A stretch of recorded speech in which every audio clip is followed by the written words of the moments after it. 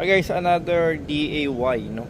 Do it yourself project. So ito yung engine bay ng Hyundai Kona, no? As you can see guys, talaga naman, sobrang naman talaga namang alikabok. Alikabok yan guys, dumi, hindi naman siguro masabing dumi na talagang ano, pero malikabok na natuyo, no? Hindi naman siya parang putik na dumi talaga. So ngayon, meron tayong nabili sa Shopee na waterless po daw siya, no? Pero ewan natin.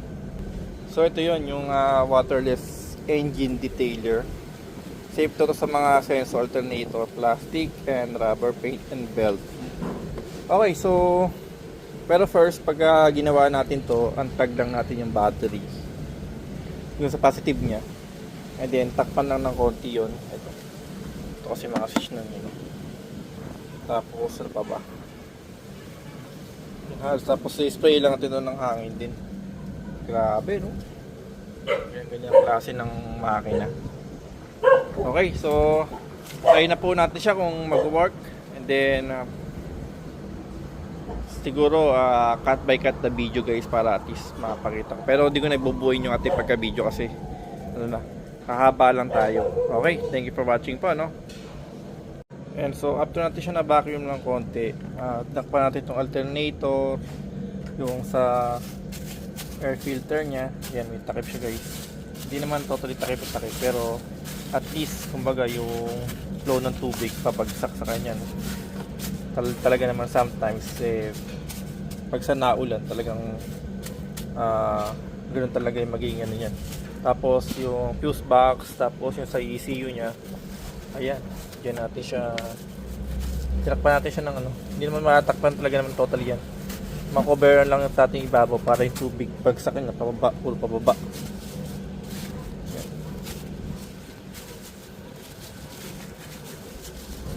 So ito kahit naman guys silyado yung ating sa filter, kasi make sure lang na naka ano yung clip, naka-close. Pero sa bagay lagi naman naka-close dahil hindi pa naman tayo nagbubukas. So para at least lang makoveran lang natin yung ano yan. Kasi para yung tubig natin bagsak niyan puro pababa. So mag-itip pa tayo ng degreaser na. So yun guys, binalawan po muna natin ng tubig. So gumamit lang tayo ng hose lang. Hose lang muna, no, tapos ito lang, ayan. Para lang kahit paano yung mga ano is mabasa siya ng konti, para pag in-spray natin siya maano na yung ayan, mga dumi-dumi niya, no? Okay, so spray na po natin siya. So again, nagbanlaw po muna tayo. May konting takip sa mga ayan, yung sa air filter, fuse box, tapos sa ECU, ayan. Tapos disconnect the battery guys, syempre importante yun. Okay, so spray na po tayo, no? Unahin po natin yung hood nya para papabagsakin ang dumi. Ayan po, so gumamit tayo ng mga brush. Na-brush natin siya ng pakonti-konti. Tapos ulitin pa ulit natin siya. Ayan, so tatakpan yung alternator, sa air filter box, sa fuse box, and then sa ECU nya.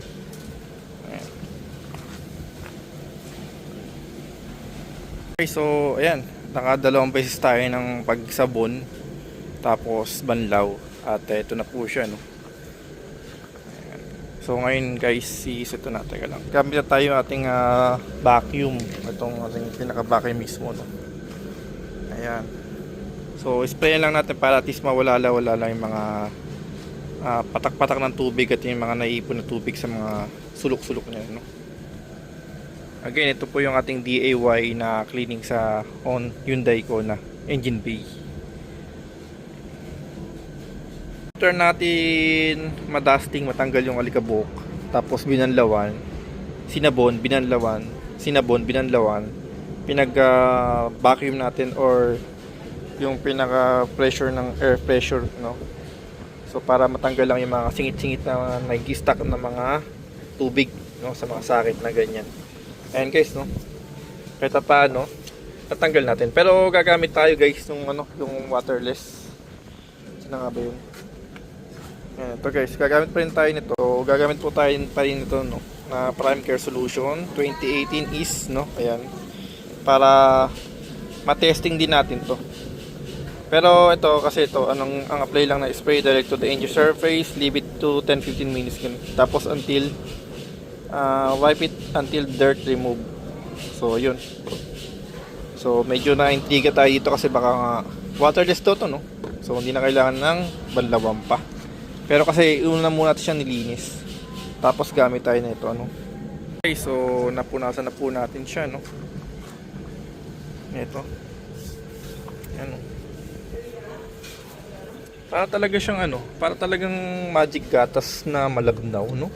Pero hindi ko naman din nakita na bumaba yung mga dumi. Pero nung pagkababad natin talagang talaga siya. Nawala yung mga dirt niya talaga totally. Pero anyway, bago natin siya ginawa guys. So bago tayo nag-apply nitong waterless engine detailer. Syempre, nag-vacuum tayo, no? Tinanggal natin yung mga ligabok sa kanya. Tapos binanlawan natin ng tubig. And then after na banlawan siya ng tubig, nagsabon tayo dito, no? Gumamit tayo ng car shampoo tapos isang degreaser. Tapos after nun, banlaw ulit. And then after nun, sabon ulit. Tapos gumamit tayo ng mga brush guys, mga brush natin na in-order sa Shopee. Kung napanood po yung mga unboxing video natin, ganun yung mga brush na ginamit natin. After nun, so ayun, gumamit tayo yung pinaka parang yung ating Sourcefly na vacuum, tapos yung pinaka air pressure niya para matanggal yung mga sulok-sulok na mga natirang mga tubig-tubig. Then after nun, in-apply na natin itong waterless engine detailer. So binabad lang natin ng mga 10 minuto, 10 to 15 minutes, tapos punas, tapos gumamit tayo ng air para mabugaan siya ng mga tubig, ng hangin po. So ayan, ito na yung naging kinalabasan niya guys. So far satisfied naman tayo kasi DIY lang tayo no. Kahit paano medyo sabihin natin nakatipid tayo kasi in a way na pag nagpaglinis tayo ng ganito usually mga 1,000, tapos ayun meron pa tayong natirang pang gamit na waterless engine detailer, tapos yung ating degreaser, meron pa isang galon pa yun so ayun, so far okay naman no. Ang natin dito is pagka kung mag-start pa ba siya hindi pero baka bukas na po natin siya i-start no, kaya mo tayo matuyo kasi sasabay na lang natin sa paglinis ng buong sasakyan na. So yun guys, and thank you for watching po. Thank you for watching po. Ito po yung ating do it yourself na engine bay cleaning sa ating Hyundai Kona. Okay, see you on my next video po. Ciao.